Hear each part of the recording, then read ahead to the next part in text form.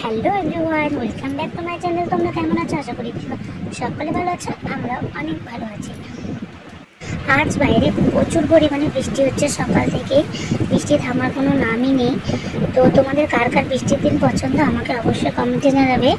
আমার বৃষ্টির দিন খুব একটা ভালো লাগে না, কারণ বৃষ্টি হলেই তো উঠোনে কাদা হয়ে যায়, জল জমে যায়, ঘর থেকে বেরোনোর কোনো রাস্তাই থাকে না। তো দেখো বেলা বাজে 1টা, সকাল থেকে কন্টিনিউ বৃষ্টি হয়েই যাচ্ছে। তো এই সময় দেখি আমার বড়মশাই ভিজে ভিজে গাড়ি নিয়ে চলে এলো বাড়িতে, হাতে যেন একটা কিসের টোপলা নিয়ে এসেছে। দেখো বেলা বাজে 1টা, এখন এনেছে খাসির মাংস, এনে আমাকে বলছে যে এটা রান্না করতে। তো আমি বললাম যে এত লেটে এখন রান্না করব, তো কোনো ব্যাপার না, তো এখন এনেছে যখন রান্না তো করতেই হবে। খাসির মাংসগুলো দেখো দেখে খুব ভালোই লাগছে। তো আমি এখন মাংসগুলো ভালো মতো বেছে নিচ্ছি। মাংসগুলোতে না প্রচুর পরিমাণে লোমে ভর্তি ছিল, আমার বাঁচতে প্রায় আধ ঘন্টার ওপরে লেগেই গেছে।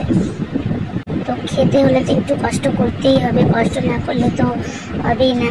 তো প্রথমে আমি মাংসটাকে ভালো মতো ধুয়ে নিয়েছি। এখন আমি সর্ষের তেল, আদা বাটা, জিরে বাটা, রসুন বাটা, লঙ্কা বাটা, পেঁয়াজ বাটা, সব বাটা একসঙ্গে এখানে দিয়ে দিলাম। কাঁচা লঙ্কা চেরা, তারপরে রসুনগুলো গোটা গোটায় রেখেছিলাম সেগুলো দিয়ে দিলাম। তারপরে পেঁয়াজের খোসাগুলো বড় বড় করে ছাড়ানো ছিল সেগুলো দিয়ে দিলাম। তো তোমরাও ঝিরি করে কেটে দিলেও পারো, আমি এইভাবেই দিয়েছি। তারপর স্বাদ মতো লবণ, আর ছিল টক দই।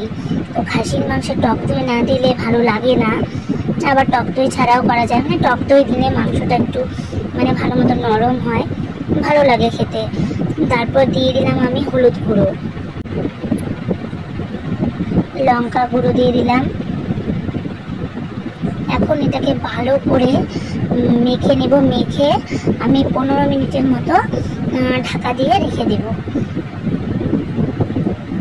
হাত দিয়ে মাখিনি, কারণ হাত প্রচুর পরিমাণে জ্বালা পোড়া করবে। তো আমি এখানে খুন্তি দিয়েই নেড়ে নিচ্ছি। তোমরা অনেকে যারা হাত দিয়ে মাখতে পছন্দ করো, তোমরা হাত দিয়ে মেখে নেবে, কারণ আমার হাত দিয়ে মাখলে না আমার হাতে খুব প্রবলেম হয়ে যায়। তোমাদের কার কার খাসির মাংস খেতে ভালো লাগে আমাকে অবশ্যই কমেন্ট করে জানাবে। আমার খাসির মাংস খেতে খুব একটা ভালো লাগে না, কারণ খাসির মাংসের একটা বাজে একটা গন্ধ, সেটাই আমার ভালো লাগে না। এইদিকে আমি কড়াই বসিয়ে দিয়েছি, কড়াইটা গরম হয়ে এসেছে। এখন আমি পরিমাণ মতো সর্ষের তেল দিয়ে দিলাম, কারণ আমি ওইখানেও কাঁচা মাংসতেও আমি দিয়েছিলাম সর্ষের তেল। তো এখন আমি এখানে পরিমাণ মতো দিয়ে দিলাম। তারপর দিয়ে দিলাম তেজপাতা, শুকনো লঙ্কা ফোড়ন, এখানে গোটা এলাচ, দারচিনি, জিরে, সম্বারে দিয়ে দিলাম। এটাকে ভালো করে নেড়ে নেব। সম্বারটাকে একটু যখন হয়ে আসবে, ভাজা হয়ে এসেছে, তারপর আমি দিয়ে দিলাম পেঁয়াজ কুচি। পেঁয়াজটাকে হালকা লাল লাল করে ভেজে নেব। পেঁয়াজটা ভাজা হয়ে গেছে, তারপর আমি দিয়ে দিলাম এখানে আলুটাকে হালকা আমি ভেজে নেব। আলুটার মধ্যে একটু নুন দিয়ে দিলাম, যাতে আলুটা একটু সেদ্ধ হয়ে যায়। দেখো আলুটা হালকা হালকা লাল লাল হয়ে এসেছে, এদিকে পেঁয়াজ ভাজাও হয়ে গেছে, আলুটাও প্রায় হয়ে এসেছে।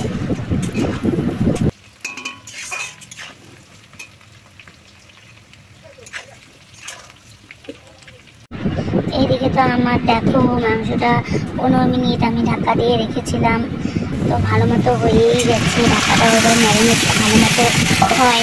তারপর আমি এখন দিয়ে দিলাম কড়াইতে, এখন এটাকে ভালো মতো কষিয়ে নেব। তো হালকা ভেজে নিয়েছিলাম, তারপর আমি এটাকে ঢেকে দিলাম।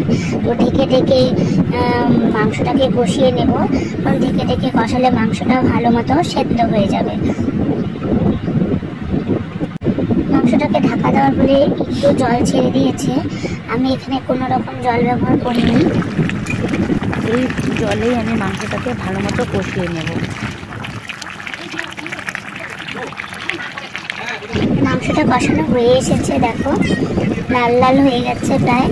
দেখে তো মনে হচ্ছে যে এখনই পুরোটাই খেয়ে নিই, কিন্তু না, পুরোটা তো খেলে হবে না, সবাই খাবে, আমি একটু টেস্ট করব। টেস্ট করার জন্য নিচে এদিকে নামিয়ে নিয়েছি। তারপর আমি এখানে পরিমাণ মতো জল দিয়ে দিলাম। এখন একটু মাংসটা যেন আরেকটু ভালো মতো সেদ্ধ হয়।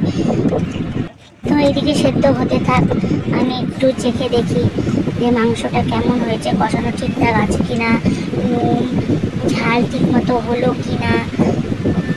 আমি তো না খেলে বুঝবো না, তাই আমি প্রথমে খেয়ে দেখলাম। এইদিকে আমার মাংস রান্না করা কমপ্লিট হয়ে গেছে। ভিডিওটা কেউ স্কিপ না করে ফার্স্ট থেকে শেষ পর্যন্ত অবশ্যই দেখবে, আর ভিডিও শেষে একটি লাইক আর শেয়ার করে দেবে। আজকের মতো ভিডিও এখানে শেষ, টাটা।